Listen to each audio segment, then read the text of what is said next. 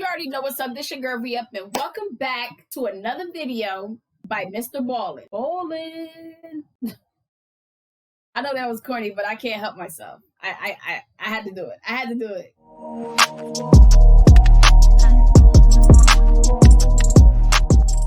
Okay, today's video was based on places that you can't go, but people who went anyway. These type of stories just it's just mind-boggling. Like how people know that these places you're not allowed to go to, you go to anyway and expect a different outcome. You're not supposed to be there. It's the reason why you're not supposed to be there. Anyway, man, let's just get into this video, all right? But before we get into that video, make sure you hit that subscribe button down below under this video. It's right there in the red box, and it says subscribe in white letters. Can't miss it. Let's get right into this video. Today I'm going to share with you 3 progressively more insane stories about people who went to forbidden locations and what happened to them. Spoiler alert, it didn't end well. But before I get into today's stories, if you're a fan of the strange, dark, and mysterious delivered in story format, then you've come to the right channel, because that's all I do, and I upload 3, 4, even 5 times every week. So if that's of interest to you, please tear out the last chapter in every one of the Like Button's books. Also, please subscribe to this channel and turn on all notifications so you don't miss any of my weekly uploads. Who told this guy to be so good with his yo, this guy is amazing, yo. This is crazy. I love this guy. On February 27, 2015, 18-year-old Dalen Pua was visiting his grandmother on the Hawaiian island of Oahu. Dalen, who was a Hawaiian native himself, didn't spend much time in Oahu with his grandmother, and since he was here, he figured he would do the one thing he had always wanted to do, which was to climb the island's very famous and very illegal haiku stairs, or better known as the Stairway to Heaven. These stairs were very narrow, rusty, not well maintained, That's a beautiful view. That's a beautiful view. But it's illegal for a reason.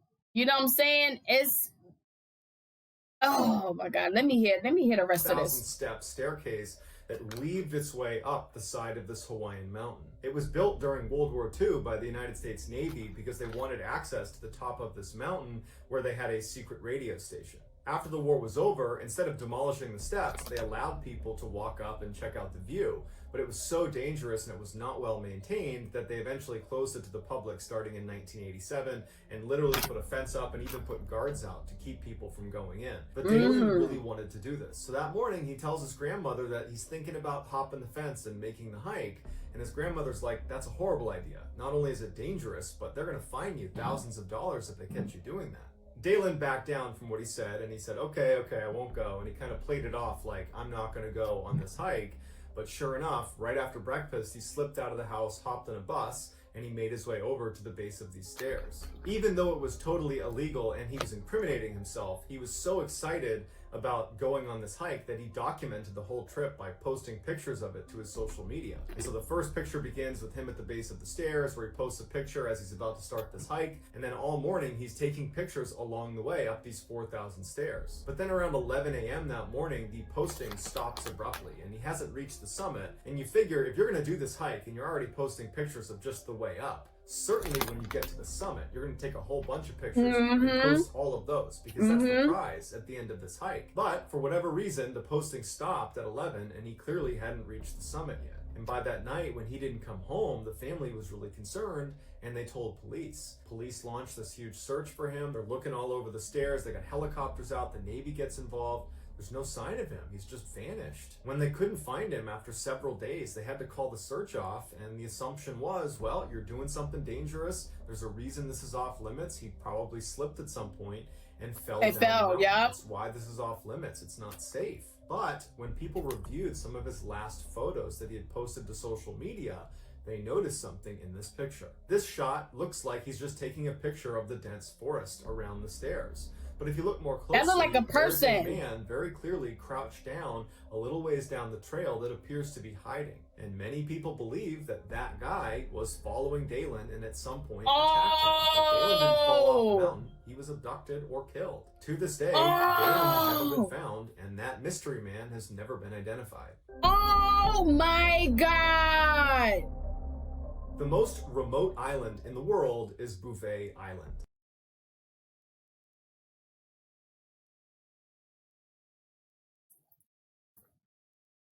This is why you listen to what you're being told. Like I said, I had my days when I was young and I was hard-headed, but even my mama and my grandmama didn't even have to tell me not to do something I knew was illegal, because I'm that scared. I don't break no laws, okay? I don't do that. So,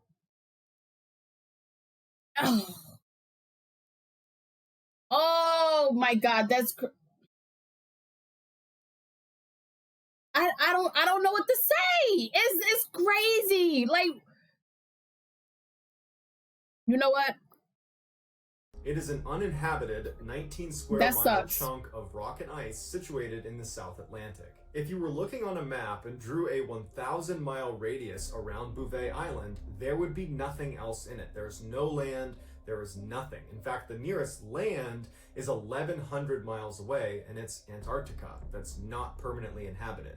The nearest permanently inhabited land is South Africa, and that's 1,600 miles away. The island is so far away from anything that in 1979, Israel and South Africa dropped 2 nuclear bombs on it, and nobody noticed. The only reason anybody found out about it is because a US satellite happened to be looking in its direction, and it saw 2 bright flashes of light, and they were like, oh, I wonder what that is. And then it turned out to be nuclear testing. For the very few people that have gone to Bouvet Island, you can't just take a ship there or a boat there, because all around the edges of this island are these jagged ice cliffs, and then the water is treacherous down near the edge of these cliffs with very strong currents. If you were to fall in, you'd get sucked up and probably underneath some of these rocks, and then you're done for. So nearly anyone who's stepped foot on Bouvet Island has taken a helicopter and flown the long, sketchy flight, hoping you don't hit a storm because you can't land anywhere. You're in the middle of nowhere with no land, all the way to Bouvet Island.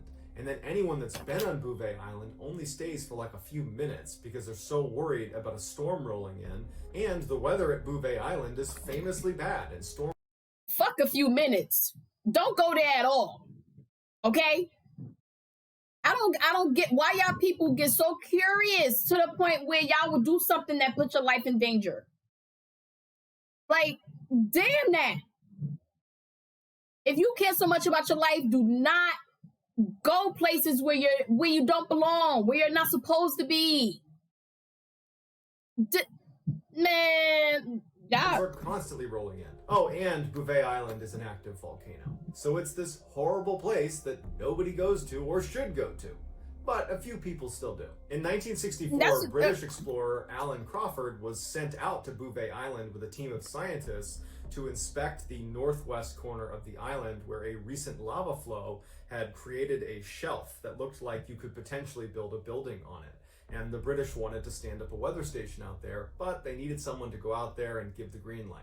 So on April 2nd, 1964, Crawford and his crew departed South Africa and began the long helicopter ride. When they finally touched down on Bouvet Island, everybody was on edge because you are in the most remote place in the world, and if anything happens to you, there's no help coming for you. So people were eager to get the work done, survey the area, and get right back on the helicopter. More reason why you should not go. go. Team immediately Look, I'm all spitting my chips out and shit. Well, Crawford decides to just for a couple minutes to step over the ridge and just look out at the island. He was fascinated with Bouvet Island, and he just wanted to get a better look at it. So he walks up this embankment and he crests the hill and he looks down, and there's this little rocky alcove that he can see the water. It's at this one area of the island where there's a little bit of a beach. And he sees a wooden lifeboat that's kind of half sunken sitting in the shallow waters of this lagoon. He couldn't believe it because he knows it's not theirs because they came in on helicopter. And he's also thinking, like, how could this boat have gotten here at all? The nearest land is 1,100 miles away. So he starts walking down towards the Wow, boat, and he sees on the 1100? beach 2 wooden oars that he assumes go with the boat. Next to them is a flattened copper tank that's used to catch water, and then next to that was a wooden barrel, which also would have been used to store water. He starts looking around the beach for other signs of human life, and there are none. There's no tent, there's no clothes, there's no human remains. He finally gets down to the beach and actually wades out the little ways into the water to actually inspect this lifeboat. And he starts looking for identifying marks or numbers on the boat that might give away where it's from, but there's no significant marking on the boat. It was in pretty good shape, but there was just nothing to give away where it was from. Because Crawford knew they had very little time before they were going to leave the island, he ran back on shore and he looked around on the beach some more. He walked up the hill a ways to get a look down the island to see if there's any sign of human life on this island, but there's none. And so he goes back over to his team and he tells them what he's found. But his team is so focused on getting this survey done and getting the heck out of here that they don't really care about this lifeboat. And they say, you know what, it probably washed up from some shipwreck or something. There's probably some explanation for it. Let's just get this done and get out of here. Crawford feels a little bit frustrated because he's fascinated by what he's just found and he wishes they were too. So he just walks back over the hill and he takes his camera out and he takes a picture of the lifeboat. After that, he hopped in the helicopter, flew back to South Africa, and he showed this picture to his superiors, and he was hoping they would launch some sort of investigation to see who was out there. But much like his team, who didn't care when they were already at Bouvet Island, his superiors, who were thousands of miles away from Bouvet Island, just didn't care very much about some random lifeboat on some random island in the middle of nowhere. But 2 years after Crawford's expedition, another crew was sent out to Bouvet Island to survey the lagoon where this lifeboat was found, and the crew would report that they found the lagoon, but there was no boat, there was no barrel, there was no copper tank, there was no oars, there was nothing. It was as if it was never there. So while we don't know how the boat got there or how it left or who was on the boat and where they went, what we do know is at some point, some poor soul or souls were trapped on the most isolated and wretched island in the entire world.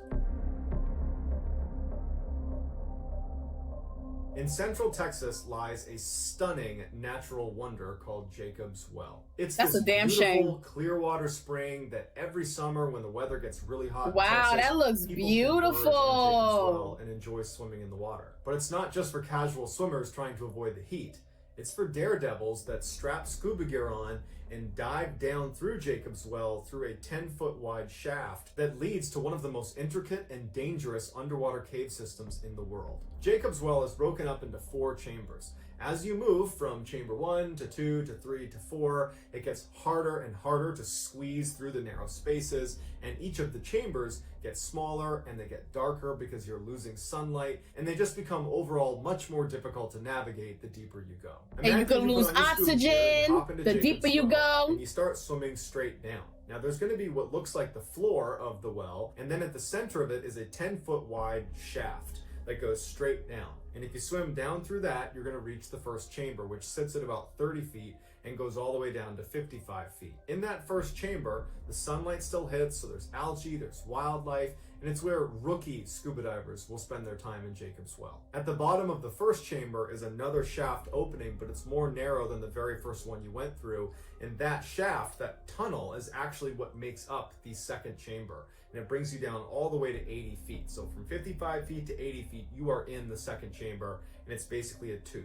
Any diver that's going to be in Jacob's Well has to be aware when you are in the second chamber on your ascent to not go down the false chimney. The false chimney is this opening that looks exactly like the main exit out of the second chamber into the first chamber, but it's not.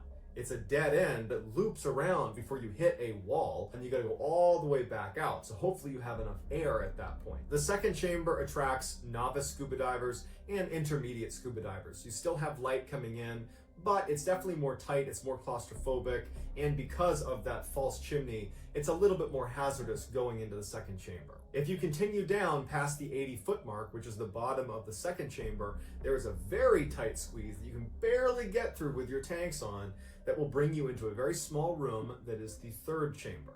At this point, the sunlight is gone And there's all this silt and loose gravel inside of the third chamber that if your fin so much as knocks it, it will float into the water and then it will blind you. The third chamber is only from 80 feet to 90 feet, so it's only 10 feet of water. Generally speaking, you only see expert divers going into the third chamber. At the bottom of the third chamber is this heavy metal grate that sits over this tiny little opening. And that is the opening to the infamous fourth and final chamber of Jacob's Well. No one can describe what it looks like inside of the fourth chamber. That's because nobody make it out. As soon as you go in there, it's impossible not to kick up a ton of silt. So you're going in blind. But two, anyone that has attempted to go into the fourth chamber and maybe has been successful has died.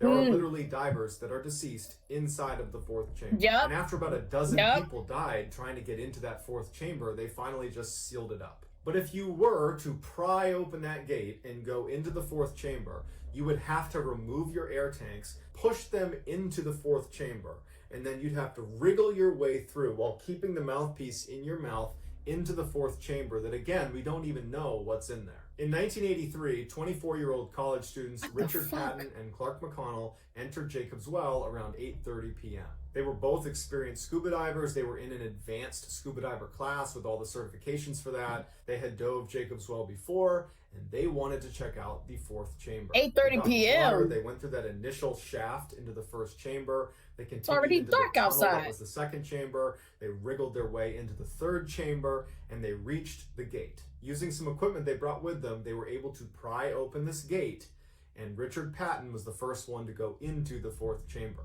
He removed his tanks and pushed them inside of this opening, and then he began headfirst to slither inside of this fourth chamber opening while Clark waited. And Clark would later say that as soon as Richard had pushed his way and had actually made it into the fourth chamber, Richard comes screaming up back out of the fourth chamber. And Clark realizes that he doesn't have a mouthpiece in. He doesn't have scuba tanks on. Richard is desperately trying to wriggle his way out on a breath hold because he's dropped his tanks, and he's reaching for Clark to help him get pulled through this hole. Oh my God. And as soon as he gets free, Clark takes his mouthpiece off and he jams it into Richard's mouth. And so they begin buddy breathing. One guy breathes while the other guy holds his breath, and then they reverse that, back and forth, back and forth. That's not something you would do on a dive for a long period of time. It's an emergency procedure, and you need to get to the surface as soon as you can. So the pair calms down, they're buddy breathing, and they're making their way back up. They're leaving the equipment that they lost in the fourth chamber, and they're kicking their way up, and they get back into the third chamber. They make their way up into the second chamber. They're kicking it out,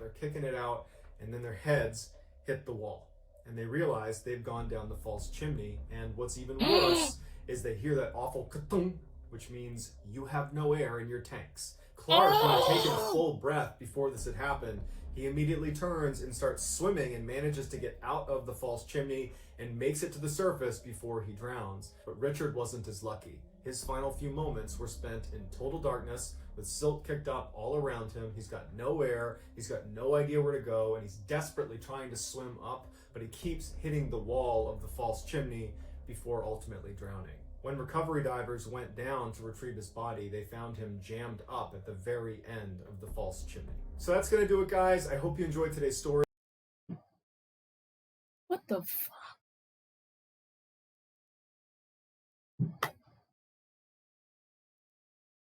As always, thank you for watching me react to these creepy, mystery, paranormal, all these crazy videos. And hit that subscribe button for me so you can see more videos just like this one. Toodles!